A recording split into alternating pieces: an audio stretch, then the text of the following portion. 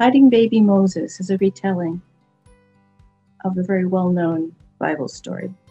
And I think I was drawn to this story because not only is it dramatic, but two of the main characters are kids. In the background of the situation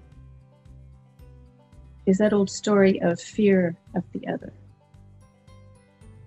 So the king of Egypt at that time that Moses was born was so afraid of the strength of the Hebrew people that he commanded his own people, if a baby boy was born to a Hebrew woman, that baby was to be thrown into the Nile. So the stakes of the story are very high.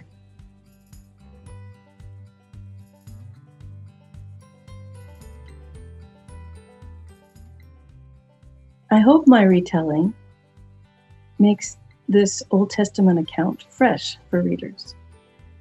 Sometimes when I hear a narrative told too many times, the words lose some of their meaning and the story loses its sense of urgency. I find it helpful to imagine that I'm in the shoes of one of the people in the situation. So in this story, I tell it from the viewpoint of Miriam, Moses' older sister.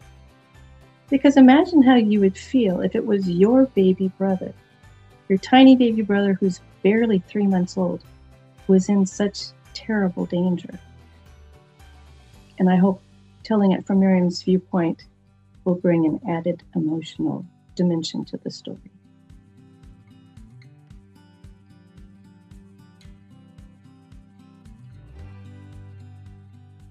The first draft of the story included the mothers singing as they're walking through the marketplace, but there were no actual words to the song.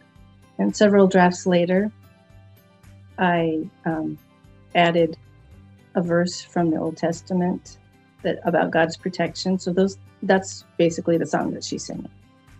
And then much later, my editor asked for a revision that included a refrain that went throughout the book. So I used that space of the song to put lyrics in. And I looked in the Old Testament for imagery of God's protection. And there were several lovely images. So I wove those into lyrics. And then Miriam and her mother both take lines from that song as they go through their harrowing day to call on God's protection and remind themselves of God's protection. And later still, I wondered if maybe we could have an actual song in the back of the book. And my editor liked that idea. And that was a natural progression because I've written several songs with my husband, and especially children's songs. So we listened to some Hebrew songs on YouTube to learn about the modality. They use a different scale than Western culture. And so I wrote the melody according, hopefully, to that different scale. And my husband tweaked it a little bit and put in guitar chords. And so now, at the end of the book, there's the song that's the melody's written out and the chords are there so that if you can read music, you can sing the song along.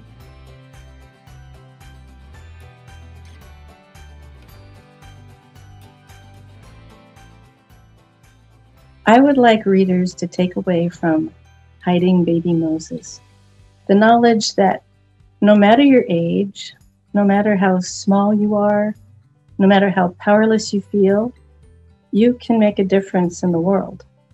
We see stories about this with really old people and really young people who make a difference. And this story from long, long ago just confirms that truth.